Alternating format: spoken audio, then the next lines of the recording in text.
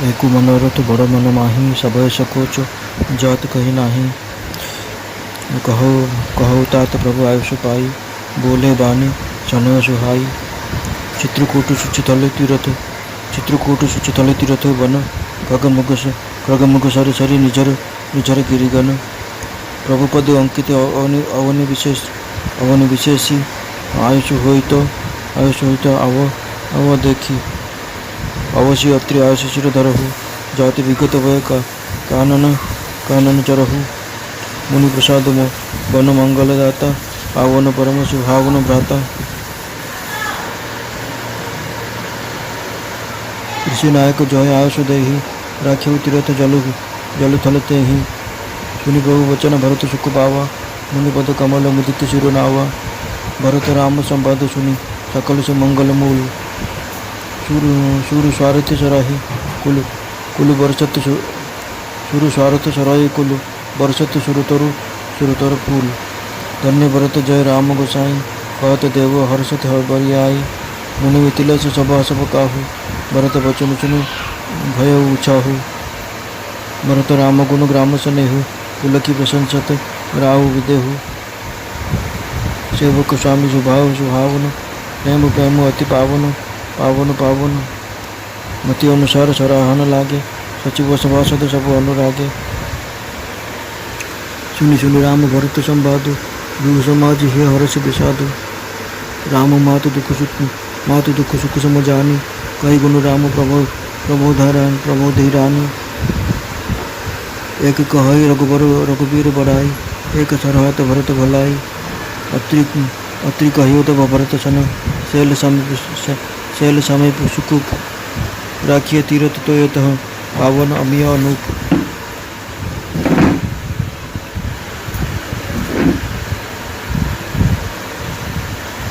भरत अत्रि अनुशासन पाई, जल भाजन सब दिए चलाई। सानुज आपु अत्रि मुनि साधु, सहित गए जहाँ कूप अगाधु। पावन पात पुण्य थल राखा, प्रमुदित प्रेम अत्रि अस भाषा। तात अनादि सिद्धि थल एहु, लोप्यो जा काल विदित नहीं केहू। तब सेवक पुनः सरस थल देखी, कीन सुजल हित कोप विशेष। सरथ थल देखा, कीन सुजल हित कोप विशेषा। विधिवश भयो विश्व उपकारो, सुगम अगम अति धर्म विचारो। भरत को पाप कहीं लोगा, अति पावन तीर्थ जल जोगा। प्रेम सनेम निमज्जत प्राणी, होई हई विमल करम मन बानी। कहत कूप महिमा सकल, कहे जहाँ रघुराऊ। अत्रि सुनाऊ रघुबर ही, तीर्थ पुण्य प्रभाव। कहत धर्म इतिहास प्रीता, कहत धर्म इतिहास सप्रीति। भयो भोग निशि सो सुख बीती। नीति निबाही भरत दो भाई, राम अत्रि गुरु आयुष पाई। सहित समाज साज सब साधे, चले राम बन आटन पयादे। कोमल चरण चलत बिनिप नहीं, भय वृद्ध भूमि सकुच मन नहीं।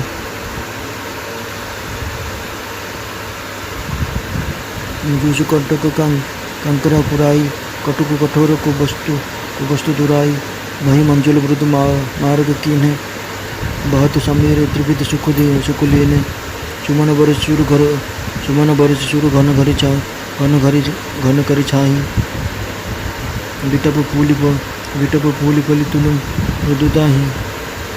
मुग बिलकी खग बलि सुबानी, सेवहि सकल राम प्रिय जानी। सुलभ सिद्ध सब प्रकृत हो, राम कहत यमु हाथ। राम प्राणी प्रिय भरत कहो, यह न होई बड़ी बात। यही विधि भरत फिरत बन माही, नेम प्रेम लखे मुनि सक चाही। पुण्य जलाश्रय भूमि विभागा, अगभग तरुतन गिरि वन भागा। चारु विचित्र पवित्र विशेषी, बुझत भरत दिव्य सब देखी। सुनि मन मुदित कहत ऋषि भाव ऋषि राव।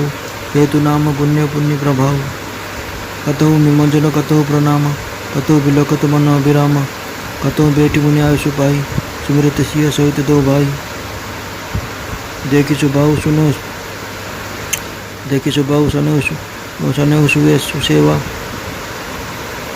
देहि आयुषु देहि आशीष मुदित वनदेव।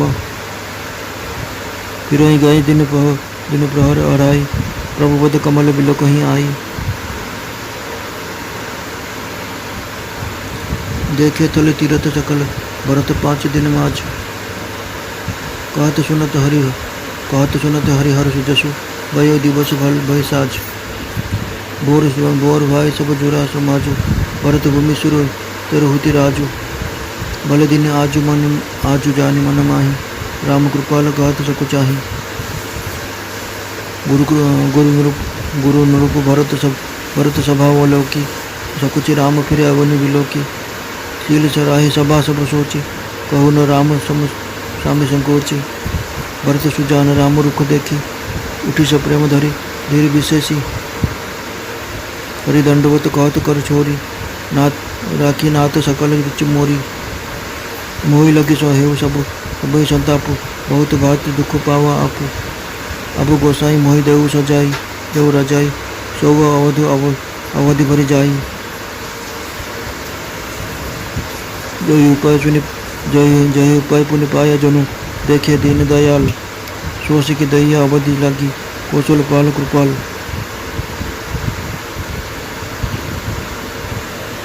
गुरुजन परिजन प्रजा गोसाई, सब सुचि सरस स्नेह सगाई। राउर बधि भल भव दुख दाहु, प्रभु बिनु बाती परम पद लाहु। स्वामी सुजानु जान सब ही की, रुचि लाल सर हन से जन जी की। परंतु पालो पाली सब काजु, देव दुह दिशु और निबाहु। असमोह सब हव विधि पुरी विरोसे, किए बिजरु न सोचु खरोसे। आरती मोर नाथ कर चहु, दु मिल की न ठीडु हरि बहु। यह बड़ दोष मो मनरे आहरी गोटे बड़ अभिलाष रही, भय और संकोच हेतु मुझे कहीपरुनी। श्रीराम कहले, हे भाई निसंकोचर कह।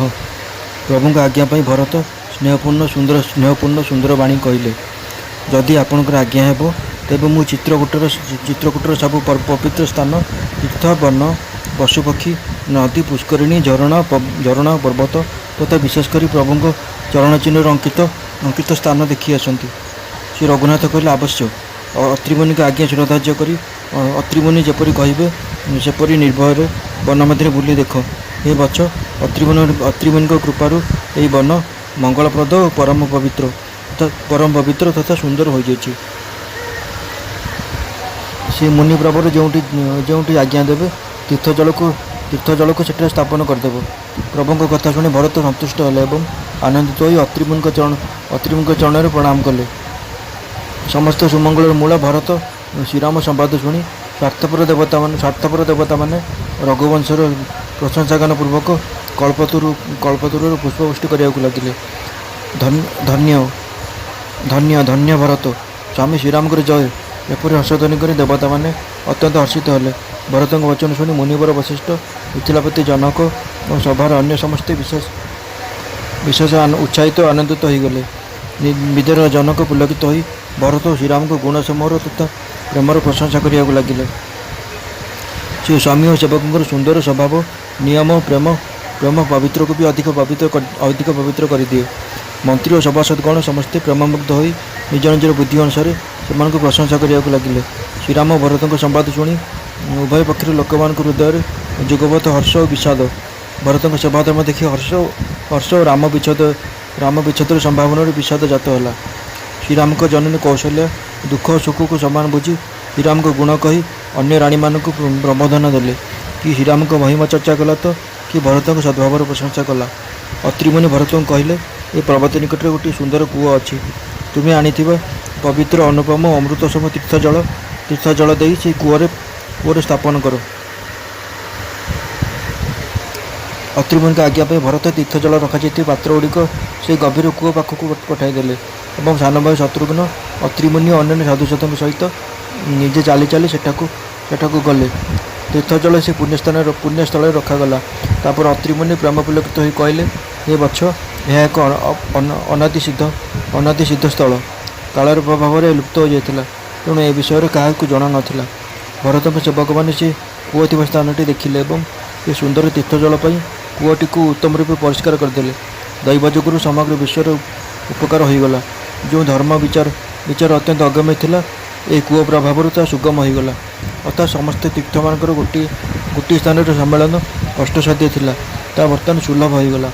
अत्रिमुनि कहले लोके एथर यहाँ भरत कूप बोली कहे। एठार सब तीर्थर जल मिशिथिबारु एही कूप अत्यंत पवित्र होईगला। एही जल प्रेमपूर्वक नियम अनुसार स्नान कले प्राणी काय मन वाक्यर पवित्र होइजिवो। कूटर महिमा कही समस्ते श्री रघुनाथ निवास को फेरी आसिले। अत्रिमुनि श्री रघुनाथ को से कूर पुण्य और प्रभाव विषय शुणाइले। आनंदर सहित धर्म और इतिहास कथा आलोचना करू करू राति पाई प्रभात होईगला। भरत शत्रुघ्न दुई भाई नित्यकर्म सारिबा परे श्रीराम अत्रिमुनि और गुरु वशिष्ठ को अनुमति नहीं साधारण बेश अन्य सहित पादरे चली चली राम वन अर्थात राम रही वन भ्रमण करने को बाहरी पड़े। से बिना जप्तार कोमल पादरे चलुवा देखी धरणी दयाद्र हो निजक कोमल करदे। कुश कंटा गोड़ी गात इत्यादि कटुता कठोरता तथा क्लिष्टता लुचाई देवी धरणी पथ को सुंदर और कोमल करदे। सुखदायी शीतल सुगंध वायु मंद मंद प्रभावित होगा लगिला। पथरे देवता मैंने पुष्पवृष्टि कले, मेघ मैंने छाया प्रदान कले, तरुलता मैंने फूल फल लदी भरीगले। भरत को श्रीराम के प्रियजन जानी पूर्णतार कोमलता दे मृग मैंने अर्थात पशु मैंने सुंदर नयन चाह और पक्षी मैंने मधुर कलरव कर निज अंजर सेवा प्रदान कले। हाई मारिबा समय भी राम राम उच्चारण करदे तो साधारण मनुष्य भी सकल सिद्धि सुलभ हो जाए। कि श्रीराम को प्राणप्रिय भरत के निमंते एसबू होटा किसी बड़ कथा नुहे। एपरी भाव में भरत बनरे भ्रमण कर निष्ठा प्रेम देखी मुनि मैंने भी लज्जित हो जाती। नदी पुष्करिणी कुंड आदि पवित्र जलाशय विभिन्न स्थान तथा पशुपक्षी तृण पर्वत वन उपवन इत्यादि विषय भाव में सुंदर विचित्र पवित्र और दिव्य हो जाती। ता देखी भरत सेसब विषय पचारि ऋषिराज अत्रि प्रसन्न चित्तर सेसबूर कारण नाम गुण और पुण्य प्रभाव बुझाई देते। भरत क्योंटि स्नान करते क्योंटि प्रणाम करते क्योंटि मनर स्थान देखुता तो एवं क्योंटि अत्रिमुनि आज्ञा अनुसार बसी सीता और राम लक्ष्मण दुई भाई को शरण करते। भरत स्वभाव स्नेह और सुंदर सेवा भाव देखी वन देवता मैंने आनंद आशीर्वाद देते। यहपर प्रत्यय विभिन्न अंचल भ्रमण कर निज अढ़ई प्रहर बीतीजा पर भरत आश्रम को फेरी श्रीराम को चरण कमल दर्शन करते। 5 दिन मध्य भरत सब तीर्थस्थान देखीदे। भगवान विष्णु महादेव सुजस शुणी और कथा कही 5म दिन बीतीगला। संध्या होगला। तापर दिन सकाଳେ स्नान सारी भरत ब्राह्मणगण मिथिलापति और अन्य माने एकत्रित हेले। से दिनटे समस्त पक्ष विदाय नेबार शुभ दिन बोली जानी कृपालु श्रीराम ता कहवाक संकोच बोध करते। श्रीराम गुरु वशिष्ठ राजा जनक भरत अन्य समस्त मुह को चाहिए किंतु पर संकोचवशत दृष्टि फेराई दे तल को चाह रही। समस्ते स्वभाव प्रशंसा करी भाविले श्रीराम के उदार प्रभु आउ क्योंठि नथिबे। श्रीराम को मन कथा जानी बुद्धिमान भरत धीरे धीरे उठिले और विशेष धैर्य धरी दंडवत हो जोड़हस्त पूर्वक कहले, हे नाथ आपण मोर सब इच्छा पूर्ण कर दी। आपण मो सकल संताप सही अनेक प्रकार दुख पाई। एथर प्रभु आज्ञा दिंतु मु निर्दिष्ट काल पर्यंत 14 वर्ष अयोध्या सेवा कर रही। हे दीनदयालु, हे कुशलनाथ, हे कृपालु, ए समय सीमार शेष पर्यंत मोर कर्तव्य नहीं किसी उपदेश दिंतु। जहाँ पाले भी ये दास पुनर्बार आपण चरण दर्शन करने को समर्थ हो पार।